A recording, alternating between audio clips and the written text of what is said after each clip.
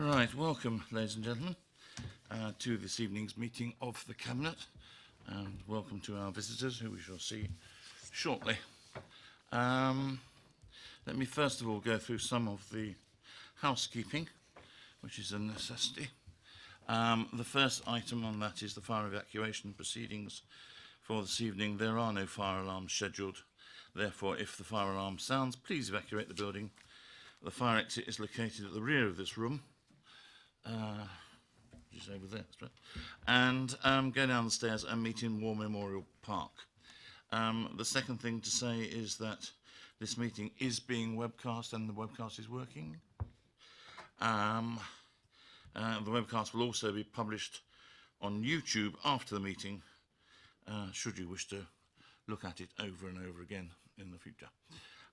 Finally, mobile phones. If you have your mobile phone with you, could you please make sure that it's turned to silent? And if it's also vibrates, please don't leave it on the table because the sound is picked up by the microphones if you do so. Right, that's the housekeeping out the way. Second item is apologies for absence. There are no apologies for absence as far as the Cabinet is concerned. We have apologies from the Chief Executive, who is being represented by the Deputy Chief Executive, so that's fine. Then we move to urgent matters. Oh, sorry, declarations of interest. Does anybody have any declarations of interest? I think not this evening. Then urgent matters. There is one urgent item to be had, which concerns Basing View. The papers have been published, but were published late because the matter to which it refers, the deal for Eli Lilly, was only concluded during the course of last week, and it was therefore not possible to bring that forward before this stage. But it is important that we get it through this evening so that it can go on to full council for approval. We shall consider that at the end of the meeting. There are pink papers attached to that, but I'm hoping that we should be able to deal with that without needing to go into closed session. Then let's move to item 4, which are the minutes of the meeting held on the 5th of February. You all had copies. Are you happy to approve these as being accurate? Copy of that. Okay, I'll sign those in due course.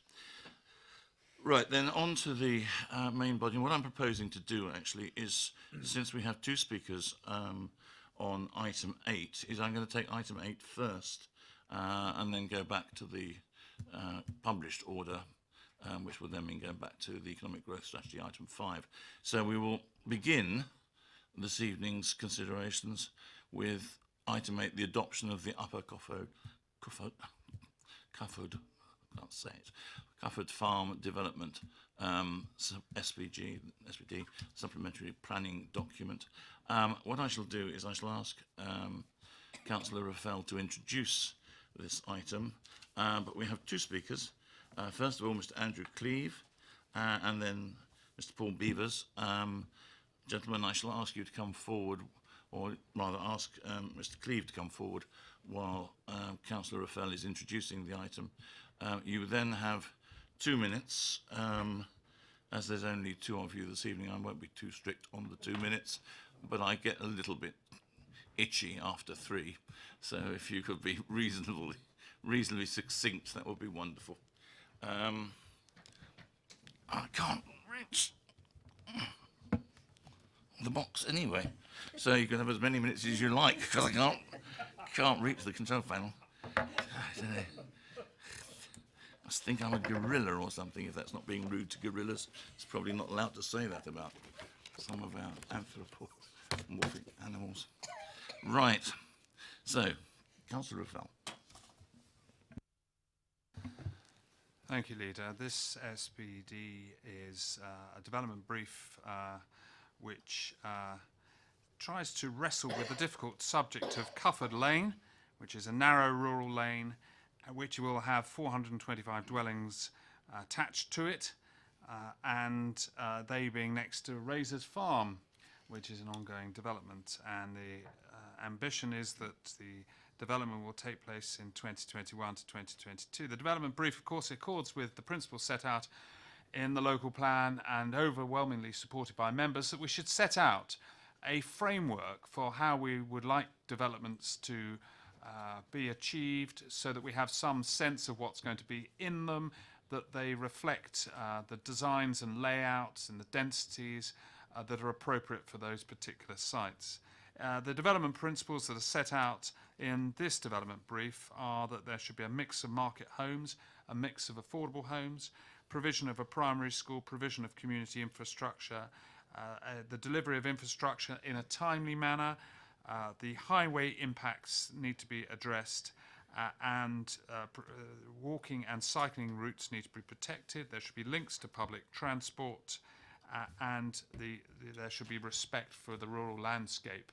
In addition, of course, there are matters set out in relation to biodiversity and a number of other matters, but that's perhaps all I wish to say at the moment by way of introduction. And of course, I ask that you note that this is for noting and recommendation to full council, who will ultimately make the decision. Thank you very much, Councillor Raffel. So we come to the first of our two public speakers, Mr. Andrew Cleave. Mr. Cleave, as I say, you have 2 minutes. I'd be relatively lenient on that. The green light will go on. You'll have, when the yellow light comes on, you have a minute left, and then it goes red after 2. The floor is yours. Thank you, councillors, for allowing me this opportunity to speak. My name's Andrew Cleave. Been a resident of Basingstoke since 1970. My first teaching post was Queen Mary's Grammar School. I was head of the biology department at the Vine School, and then I went to run the Environmental Education Centre at Bramley until I retired in 2006. And I've known Cuffield Lane, this area, for a long time in a professional capacity. I'm a biologist and ecologist by training and background. And my concern is the impact that this development and other developments are having on the environment, and particularly amphibians, which we've all been looking at recently. It's a registered toad crossing. Doesn't sound terribly exciting, but it's there's a population of amphibians there which is at risk, and we've been highlighting this for some years. And in fact, as we speak now, tonight, there are volunteers out there trying to rescue amphibians which are being squashed on the road because of all the traffic. I'm concerned about the report that was submitted by environmental consultants EcoSulis on behalf of Crowdace. It's completely inadequate. Some parts of it, in fact, are absolutely wrong. I was given the chance to speak to them, at least asked by Julia Nethercott if I could go and help them. They didn't contact me. I tried over and over again to contact them. They ignored all my requests to offer them advice and help, which is why what they've submitted about the amphibians is wrong. And some of it is actually laughable. It's the plight of the amphibians and the Cuffield Lane development, in fact, has reached a national level of importance now, in that people like Dr. Mark Avery, a noted environmental writer, has featured this. And in fact, on Saturday, Chris Packham, a leading environmental campaigner, came up to help us and did some filming. So people are concerned about this, and really the whole thing that EcoSulis has submitted needs to be looked at again by an independent firm of environmental consultants who are not really just answering simply to Crowdace. And final thing is that given their current record of managing a site, Crowdace Homes, it would be a disaster if they were allowed to continue with those working practices very close to an important amphibian site. Sorry, the red light's come on. That's, I think, succinct and to the point, and thank you very much. Right, thank you. Mr. Beavers. Yeah, that'd be better than me, of course. Not going to comment at all on Good evening, Leader. Good evening. A minute. I shall reset this to the extent that we're bothering to use it this evening. But there we go. And you know the procedure. I think the light, if you leave yours on, I'll just turn mine off. Now leave it on. Is that on now? No, it's not. That's on. Okay. That's fine. Thank you. We'd like to ask Cabinet to consider the comments that we make below in combination with representations that we made to relevant portfolio holders separately. In summary, I've got a number of points that we hope that Cabinet could be persuaded to agree to at some point. One, there have been disconnects between residents and councils on amphibian migrations at Cafode Lane. That's what we've been told. But action should now be taken to save, protect and enhance this amphibian population, including, and it might be worthwhile, implementing temporary road closures. The impact has been enormous. Two, Hampshire Highways should be charged with taking greater responsibility for protecting, improving and restoring effective green infrastructure connections for wildlife. In this regard, an appropriate transport assessment for Cafode Lane, which they've actually recommended themselves, should be a prerequisite in our view to a decision on an outline planning application. Three, the developer combined phase 2 ecological survey and the development brief should be revised, also as a prerequisite to a decision on an outline planning application. 4.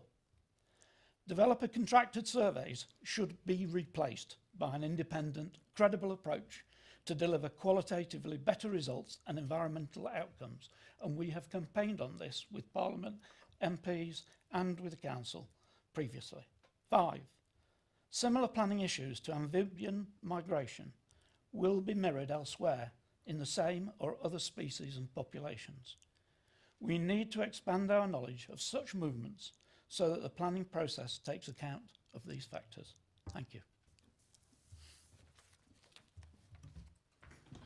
Thank you very much, Mr. Beavers. Again, actually managed to get in within the 2 minutes, so congratulations on that.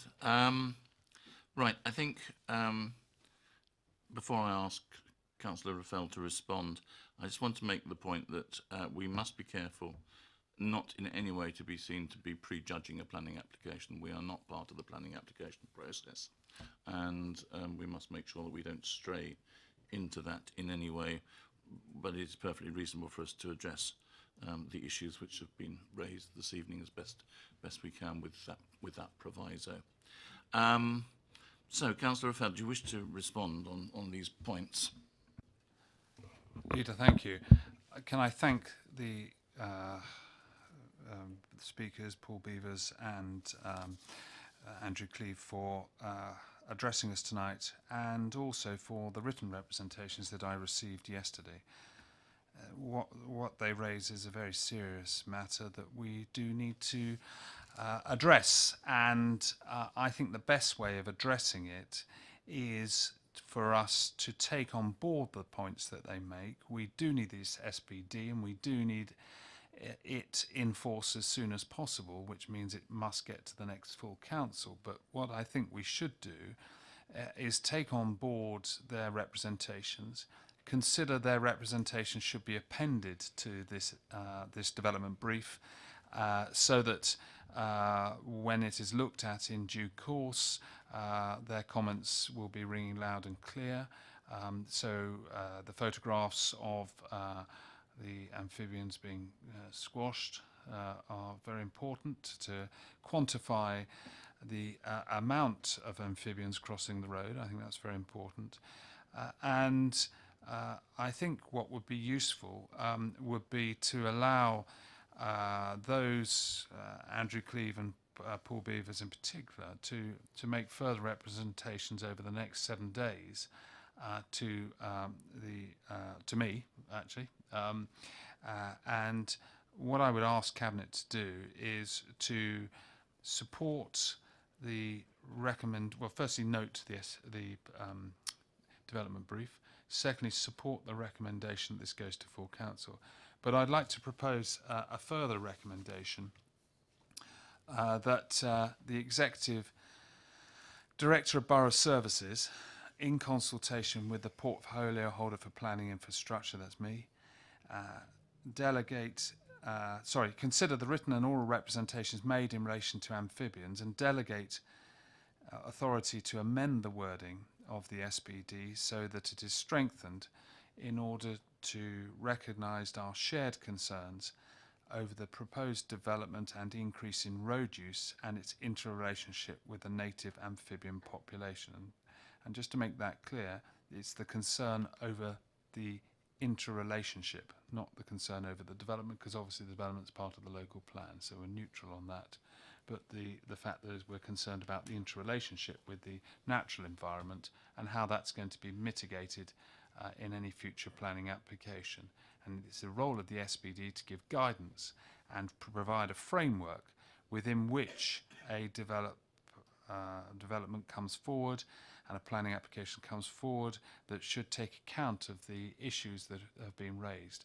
And I'd like us to look at whether the wording can be strengthened beyond 7 days hence to take account of these representations, so that when we come back to full council we'll have an even stronger development brief for full council to approve, taking account of the representations and necessary appendices, because I think that's the best way forward. So we don't want to delay this, otherwise we'll throw the baby out with the bathwater. But we do need to, my recommendation is to Cabinet Leader that we do take the concerns raised seriously, and that we agree this extra recommendation. Thank you very much, Councillor Fold. Anybody else wish to comment on this issue? Councillor Mrs. Reed. Thank you, Leader. I'm grateful to the portfolio holder for suggesting some amendments. I hope that those amendments will include further detail if the portfolio holder is going to consult further with the gentlemen who've spoken this evening, that those comments and that further discussion can be captured in whatever additional information or recommendation comes forward with the SPD to full council. Clearly we've got the comments that have already been submitted, but there might be further additions that they would like to give you, which would then be very helpful, I think, in shaping the SPD. I know that, as we've said before, we're not discussing a planning application here, we're discussing the SPD, but that will certainly shape how we actually consider, or how DC considers, the planning application. So it's really important that we get this right, and I think that our speakers have raised some incredibly important points. So I'd be grateful to the Cabinet member to just clarify that he intends to pick up those further discussions. I definitely do. I definitely will.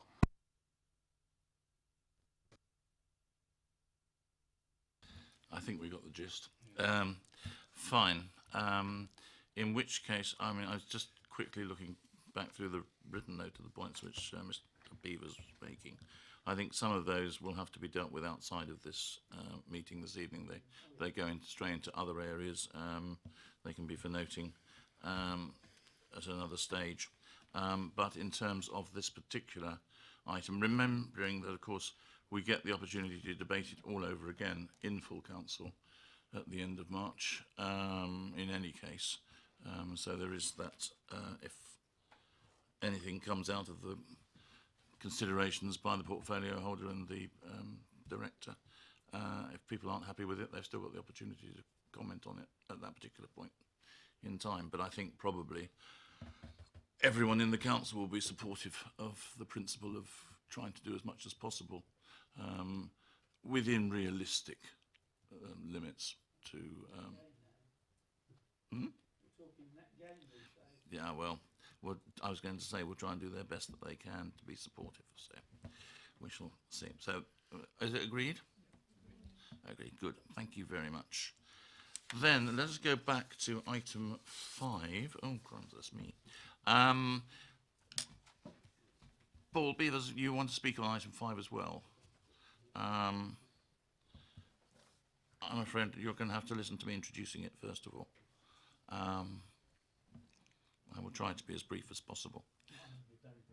Excellent. Well, you and me together, we could be a good team in that case. I'll try and be brief. The economic growth strategy is a vital piece of the strategic panorama that we have in front of us, because we need to support a growing population, and that growing population wants to have the same services and facilities that contribute to its quality of life now and in the future. And without economic growth, that will simply not be possible. The lucky situation that we have, the fortunate situation, is we start from a position of strength. We have a high level of GVA. We have a strong business base, and we are blessed with having an excellent set of communication links, largely, particularly the physical ones. It is location, location, location is what makes a place a good area for business to grow. We have now the guidance from Horizon 2050, which was adopted by the Council last week and therefore becomes part of its strategic framework.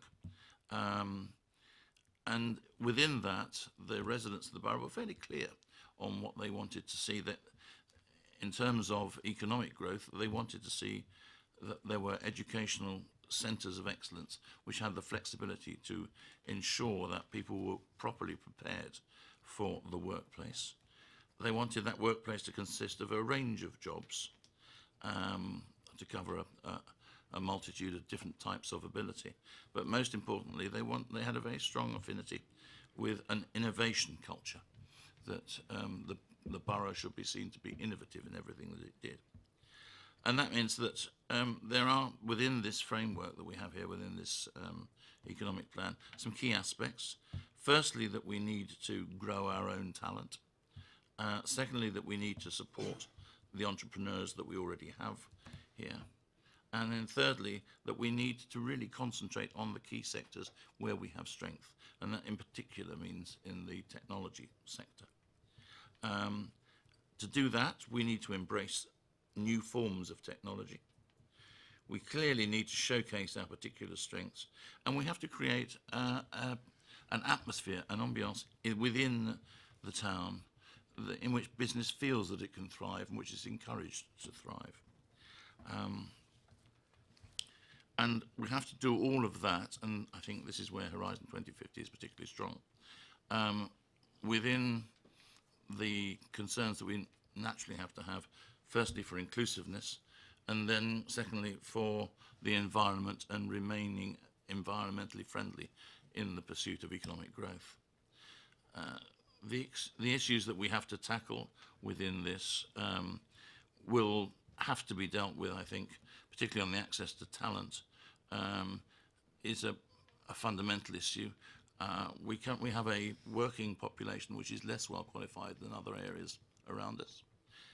We have an attainment level at Key Stage 4 which is below the national average and below the Hampshire average.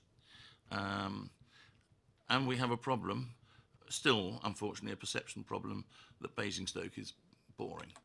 And we need to do something to change that. On the other hand, we've got a great vigour in the place. There's tremendous opportunities. There's major projects moving forward which are going to be transformational. And it's not that we're starting from scratch. Those are already well underway in terms of evolution.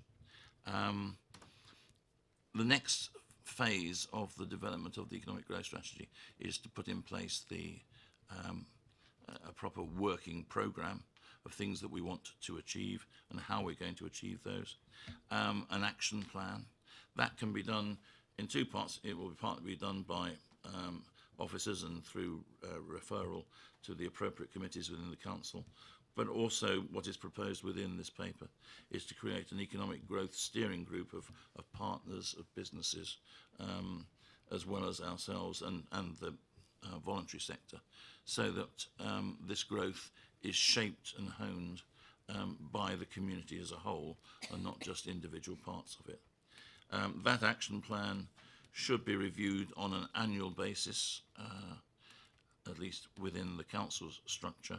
Will no doubt be reviewed, I think, through BASP, and there should be a strategic, the recommendation is there should be a strategic review every 5 years up until 2033, which is the end of the planning period as far as this is concerned.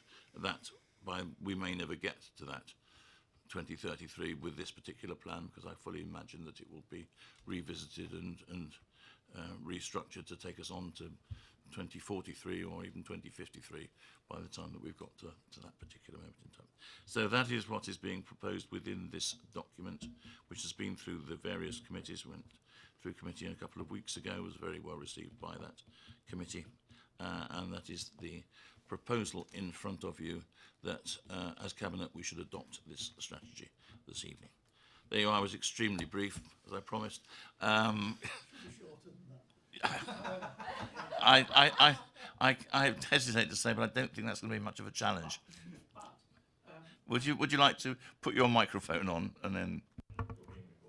I think in Parliament they call it a point of order, but I would like to ask a question. Are you aware that the comments I submitted on the economic growth strategy had been mislaid and were not considered to be included in this final document? No. Right. I received a nice email from an officer today, was it today or yesterday, to say they'd only just received it, and that they would take account of some of my comments in the plan that they produced afterwards. Perhaps it says something about that my comments are not deemed to be of sufficient import to delay this particular train, but it was a disappointment. However, I've accepted the apology, but can I make the point that the consultation only allowed for online response, as my recollection of it. Certainly, I'm sure that was the case. So I sent it in to the normal customer contact address and made clear what the document was, and it should go to the correct officer because, of course, there were no details on the web page. It seems to have gone to the wrong person and only eventually ended up on the right desk. So I'm pleased I asked the question because I wasn't sure. I have one comment I would like to make on the document, which relates to everything I was trying to say, having felt that the document, by and large, was a good document. However, my view is it's incomplete if it doesn't highlight or communicate to every business and resident that as well as clean growth, the strategy must lead to other reductions in our ecological footprint. And that must encompass everything that we make or build, that we market, sell, buy, use, reuse and dispose of, and that we grow, harvest or take out of the ground. And I think that is something that business has to take account of too. Thank you. Thank you very much. Firstly, apologies that I know not why it didn't get through. Can you just make sure that my comments are taken forward? I will indeed. I will Those that you indeed. feel irrelevant, obviously. Well, I will indeed. Without having seen them, I can't say how many of them No, that may I be. appreciate that. But I'm sorry, these things should get through, and I think we need to look at the system for dealing with them to find out why that is not happening. We don't want to turn ourselves into the electoral organisation that tended to lose things completely. On that particular point, I think there's a limit to how far it is reasonable for a council to try to go on the point that you raise. It's virtually impossible for us to restrict what people might choose to make within the area of Basingstoke, provided that they're making it legally and doing so in a correct way. And I wouldn't want to try and restrict people's freedom to act. I think, however, there is a very clear instruction from our residents within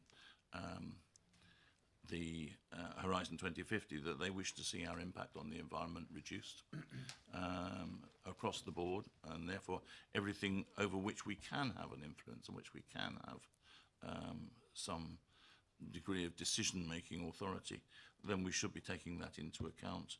I don't see that stretching to everything that we take out of, the other people choose to make in that time are there, but that's a view which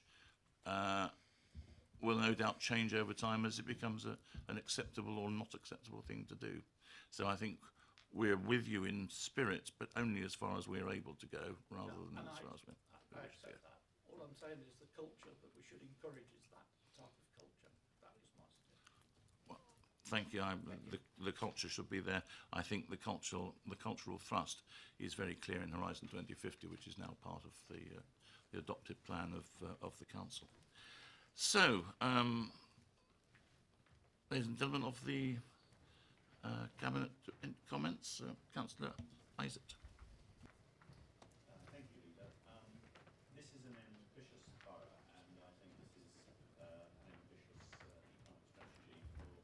the next 15 years. I think it builds on the excellent economic progress that we've made over the past 8 years as an administration. Basingstoke is going through a very buoyant period.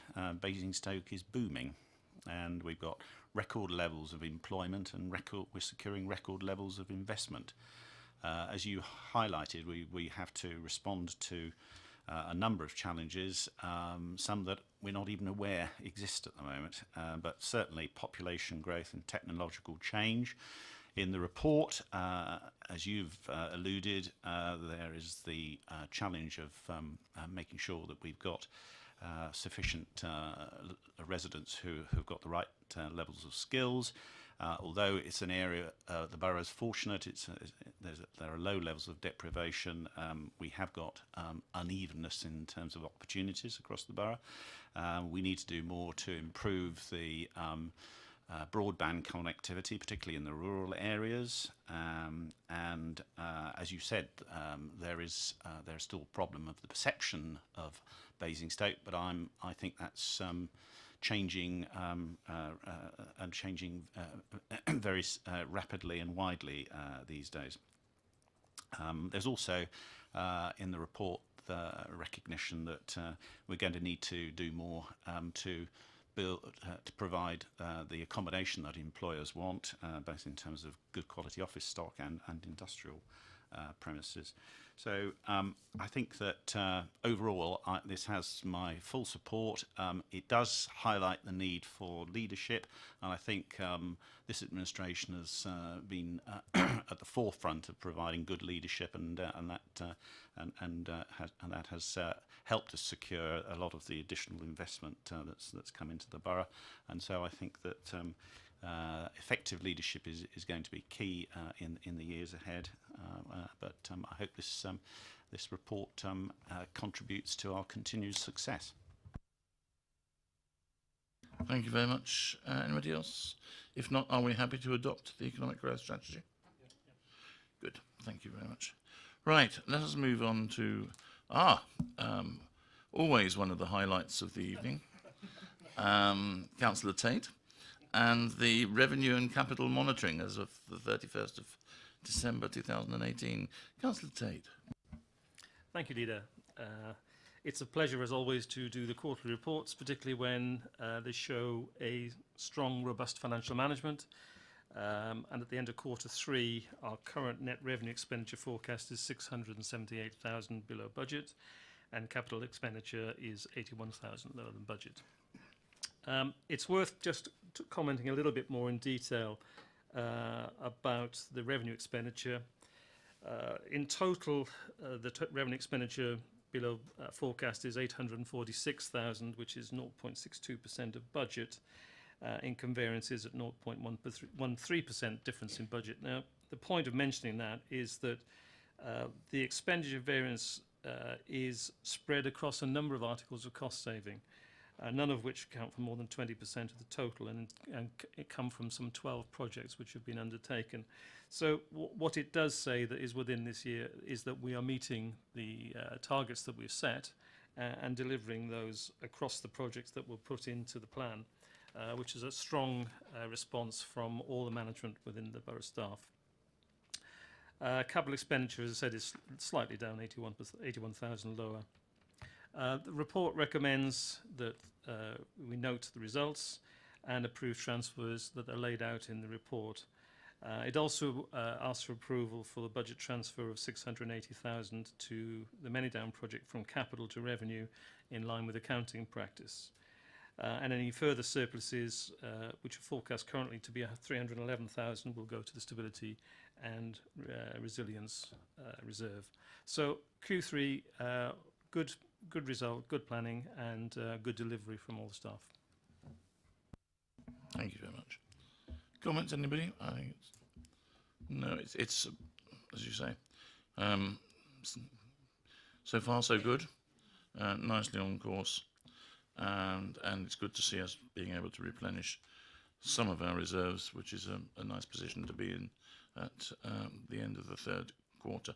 So if there's no other comments, are we happy to, I'm not going to read all this lot out again, are we happy to approve, to note the paper and to approve the items as per the order paper? Yeah, good, thank you. Then the next item, the penultimate item, is the adoption of the heritage supplementary planning document. Back to you, Councillor Raffel.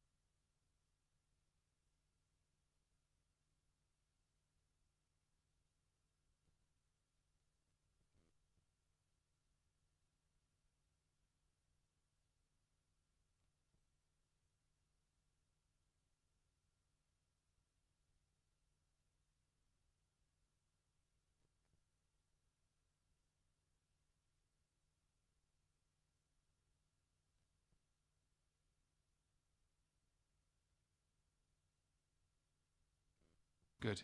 Does that mean And unfortunately, it also means that a moment's, yes, but I mean, about 5 minutes of complete silence. No, they would have had me. They have me in time.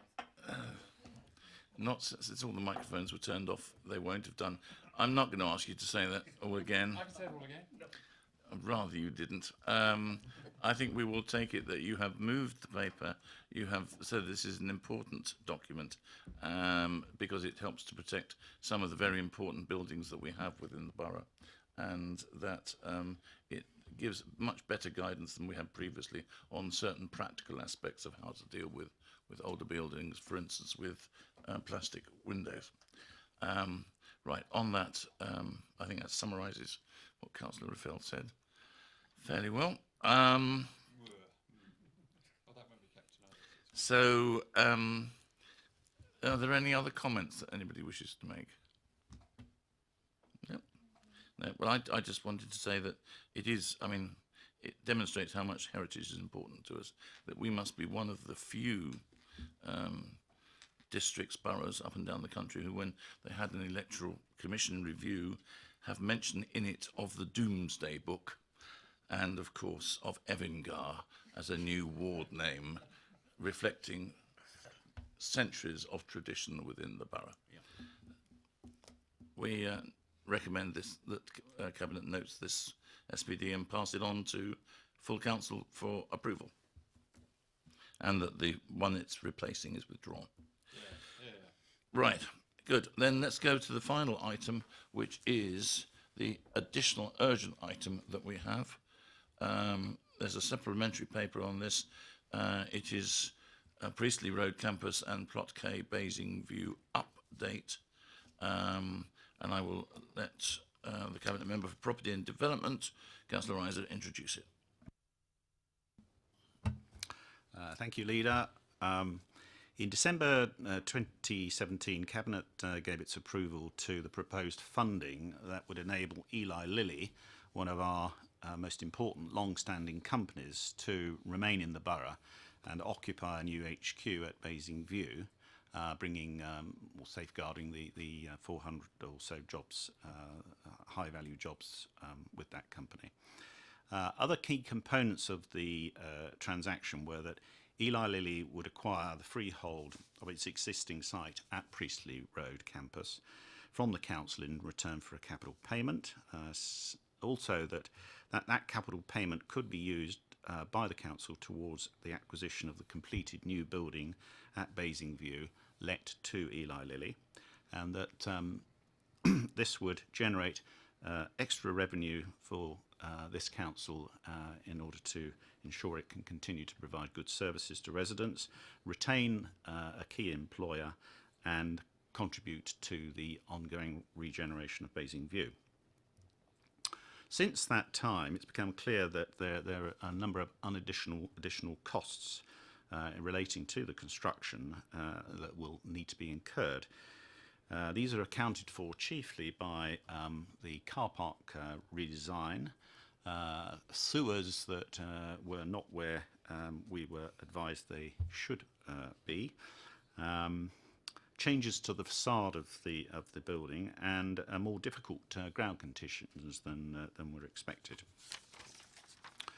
A revised agreement has been reached after a long, challenging process of negotiation involving the three parties, and those negotiations have allocated the additional costs between the three parties. As a result of that process, Cabinet is asked tonight to approve an additional £500,000 of investment by the Council, plus the taking out of a loan of £700,000 from our colleagues at the LEP. This will produce a total capital budget for the project of 24.3 million now. I'd just like to clarify that the LEP loan will be repayable, but we will be able to apply the additional business rates generated by the Eli Lilly building over time as a result of the enterprise zone arrangements that we have got at Basing View. The Council's independent chartered surveyors have updated their Section 123 report and investment report, and the new terms remain Section 123 compliant, and the returns meet the Council's objectives and compare favourably with the return of 4.6% that is currently receivable or has been receivable by the Council on the Priestley Road campus. Thank you very much. Any comments, anybody? Councillor Tate? Thank you, Leader. Just a quick comment from myself. I think that whilst there's always a degree of disappointment with budget changes, it's inevitable when a project of this size that some of these things can happen. But I note fundamentally that it doesn't change the viability of the project and the valuation of the project as well. So from the point of view of going forward with it, I fully support it. It needs to be done. We need to move ahead with it. And it does safeguard a very important employer and employees within the borough. So I fully support the project as it's been revised. Anybody else? No. In which case, I think, yeah, it's not been an easy one to arrive at. At the end of the day, my thanks to the various officers, including Neil Taylor for his work on this particular project, and the other officers who were involved. Some things are tougher to negotiate than others, and this probably comes in the former category. But we got there, and the point is, it's still a great deal for. It's a great deal for Basingstoke because it provides or maintains significant employment within the town. Those people are going to be employed in better conditions, more central to the town, and become themselves part of the regrowth of the vitality of Basing View, and it gives us a better source of income than we had previously. So it is a win-win situation, I think, and one worth going that extra mile for. So we are happy, therefore, to do whatever it is we're requested to do, which I've now lost the particular paper, but I think we're asked to agree this, I would imagine. We're asked to approve it, yeah. We're noting the reasons for the increase. We're noting the purposes that the Section 123 assessment is still considered best consideration, and we're going to recommend to Council the increase of the 1.2 million in the budget. Yep. Good. In which case, at just a little bit short of at 13 and a half, we will bring this evening's meeting to conclusion. Thank you all very much.